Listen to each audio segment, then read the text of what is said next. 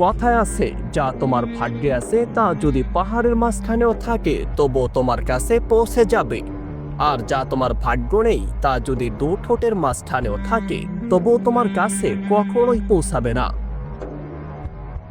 আপনি হয়তো পৃথিবীতে বহু ঘটনার সম্মুখীন হয়েছেন, আর এমন কিছু হয়তো আপনি দেখেছেন যা আপনার কল্পনা একটু হার মানিয়েছে।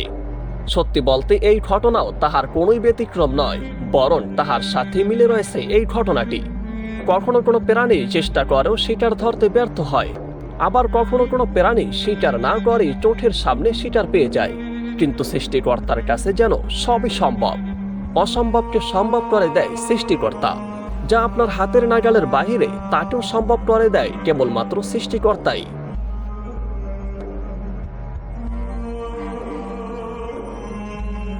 মহান আল্লাহ তাআলা তেমনি 5টি জিনিস নিজের কাছে রেখে দিয়েছেন।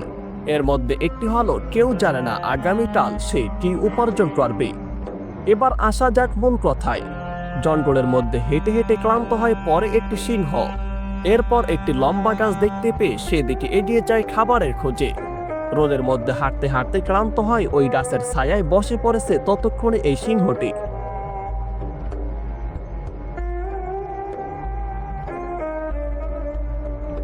এ সময় গাছ থেকে ভারী একটি কিছু এই সিংহর ঠিক পিছনেই পড়ে। সাথে সাথে সিংহটি উঠে সেখানে এগিয়ে যায়।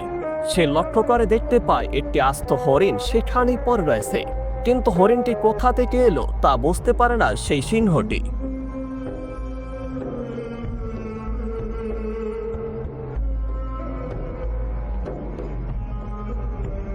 এটি দেখার পরে সে এদিক সেদিক তাকাতে থাকে, কিন্তু বনের ভিতরে যেদিকেই সে হাঁটুক না কেন বা যেদিকেই সে তাকায় না কেন, কোনো দিকেই তাকিয়ে সে কোনো হরিণই দেখতে পায় না।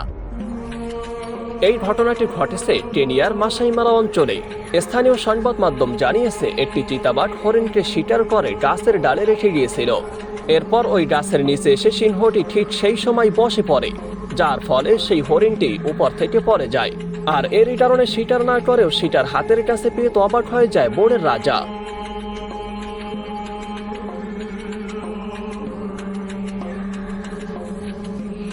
মহান আল্লাহ তাআলা মানব সৃষ্টির পাশাপাশি তাদের প্রয়োজন পূরণের জন্য সব ক্ষেত্রে সৃষ্টি করে রেখেছেন জীবজন্তু ও উদ্ভিদ।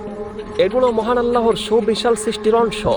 জমিনে বিচরণকারী সব প্রাণীর দায়িত্ব মহান আল্লাহর। এমন কোনো প্রাণী নেই যার রিজিকের ব্যবস্থা তিনি করেননি, বরং সকলের রিজিকের ব্যবস্থা মহান আল্লাহ তাআলা নিজেই করে রেখেছেন।